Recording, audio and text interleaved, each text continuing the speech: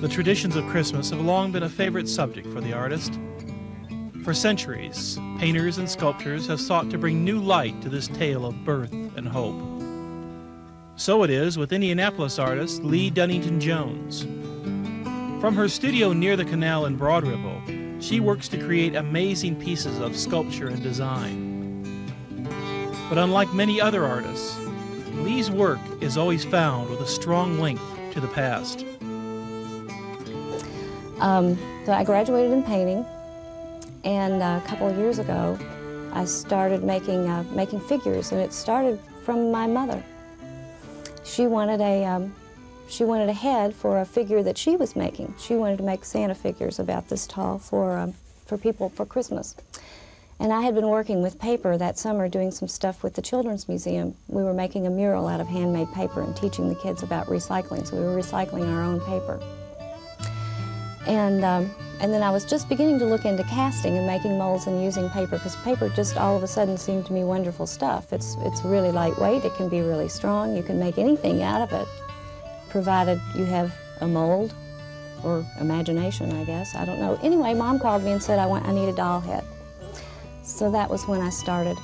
That one was just kind of a crafty thing, it was an exercise. And then I built a larger one, about 36 inches tall, and I wanted him to be a Father Christmas who saw the world as it is and was a little bit sad, but believed anyway that there was still magic.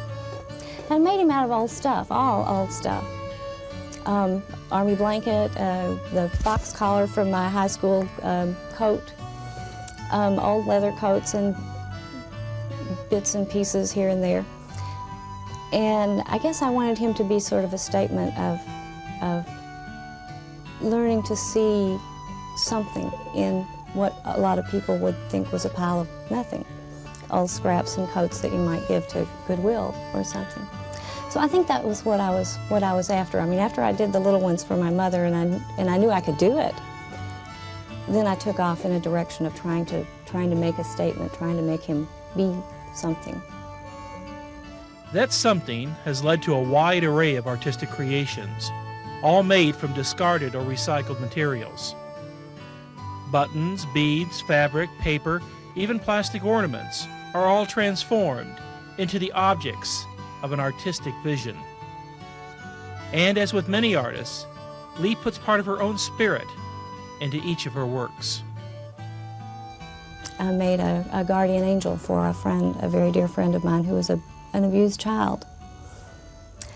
And so I went with the same kind of thing. I wanted to take my pile of scraps and stuff that looked like nothing and turn him into something that she could see to help her. She needed a guardian angel, and so I made her one. The angel probably was in the making for about 6 months before I ever started on him.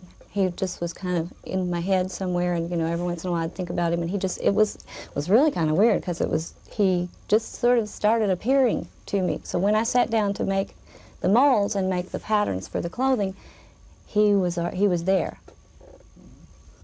If angels speak to Leigh from one side, then Mother Nature must surely speak from the other. For Leigh seems to possess an almost environmental approach to art, where her ideas and creations are part of a regular pattern of growth, like the seasons of the year. It's important to me to take old junk and make it. I'm a pack rat for one thing, but for another thing, I'm a recycler. I believe in recycling. I believe I'm a gardener. That probably is the best way to put it. When you garden, you put stuff in the ground and it grows, and then you chop it down and you put it in the compost heap, and then you put the compost heap back in the garden and start all over again. I mean, when you work with that kind of cycle all the time, it kind of spills out over in the other areas of your life.